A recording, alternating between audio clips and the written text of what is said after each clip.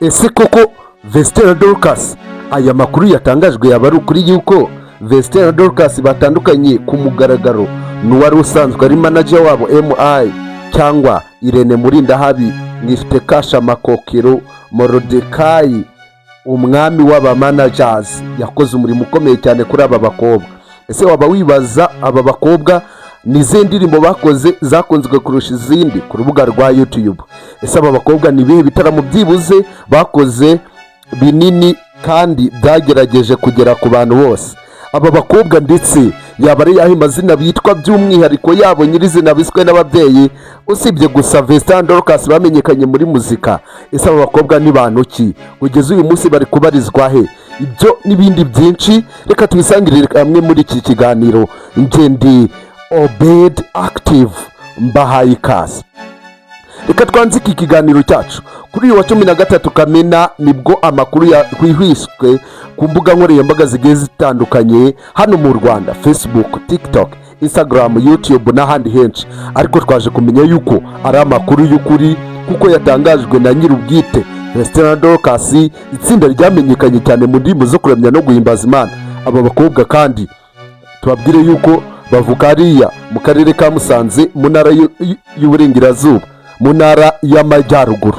Mbere yuko berekeza mu mujyi wa Kigali, icyari kibajyanye n'ubundi ari kugenda mu murimo w'Imana bakajya kuririmba, ari cyo kibajyanye. Baje kuba bahura na Irene muhagana mu 2020 ni mu gihe cya nyuma ya Covid. Murabizi abakobwa baje kuba bahura nabo, murabyibuka yuko abantu bagiye batangaza inkuru kuri social media zigiye zitandukanye bavuga ngo abakobwa baje baririmba nk'abamarayika. Nibyo koko akagayigo baragaciye kuko bararirimbye bajya mu bigo by'abaturanyi. Hari ibitaramo bakoreye za Bujumbura mu Burundi, ndetse hari n'icyo bakoreye muri Uganda, Kampala mu gihugu cy'abaturanyi. Abakobwa ntago bigarukwaho rwose n'ibyanatindwaho ko babaye abahanzi beza, batwaye ibikombe byinshi, bataramiye abanyarwanda.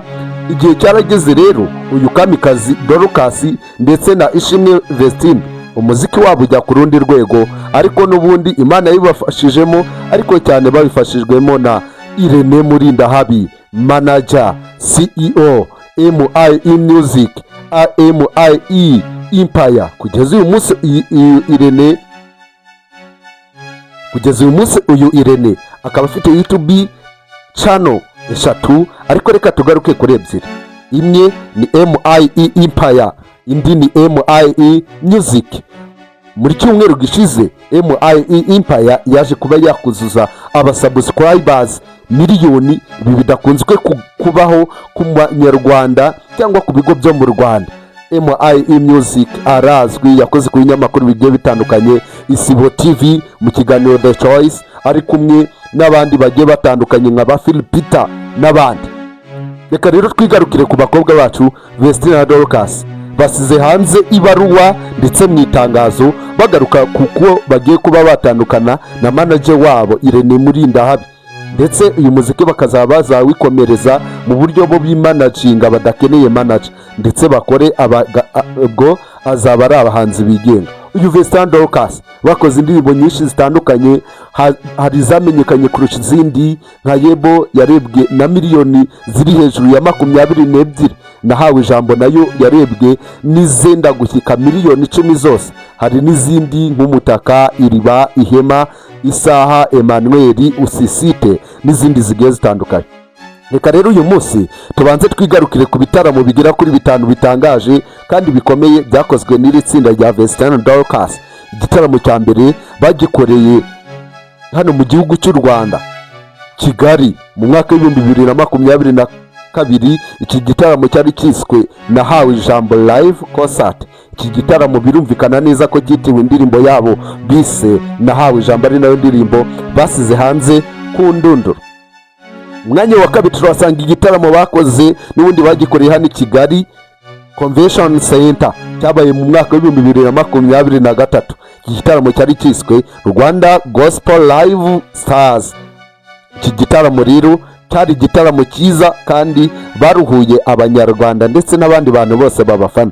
Igitaramo cya gatatu bakoze gitangaje kandi kinini gikomeye ni igitaramo bise East Africa Gospel Festival cyabereye muri Uganda, Kampala. Igitaramo nacyo kikaba cyarabaye mu mwaka umwe n'iki kivuzwe hejuru wa 2023. Yebo Live Worship Experience cyabereye hano i Kigali. Igitaramo nacyo birumvikana cyo cyari giteguwe cyenda gusa n'icya mbere cyabereye mu Rwanda n'ubundi nahawe ijambo, cyari cyitiriwe indirimbo yabo nahawe ijambo. Iki nacyo cyitiriwe indirimbo yabo Yebo. Indirimbo murayizi cyane. Igitaramo kikaba cyarabaye mu 2024. Burundi Gospel Celebration Bujumbura. Iki gitaramo kikaba cyarabereye hariya Bujumbura, Burundi mu mwaka wa 2024. Ntabwo twiriwe tugaruka ku bindi bitaramo n'ibyabereye Vancouver, Canada n'ibindi bigiye bitandukanye, n'icyabereye hariya muri Kigali mu gihe gishize ejo bundi. Ndetse hari n'ikindi bakoze ubwo Ishimwe Vestine yamaraga gukora ibirori by'ubukwe hariya muri BK Arena ari kumwe n'uyu mugabo we Idrissa Ouedraogo, bivugwa yuko akomoka mu gihugu cya Burkina Faso. Ayo makuru rero baje kuba bayashyiraho umukono ndetse na MI aza kuba yemeza yuko aya makuru ariyo. Bibutse yuko mwakoze kubana natwe, dushimire mwe mwese mwakoze subscribe, abatarayikora namwe muyikore. Kiganiro niba kikuryoheye aya makuru akaba ari ingenzi kuri wowe, uyasangize bagenzi bawe ndetse uze kuba wakomeza gukurikirana andi makuru tubaha.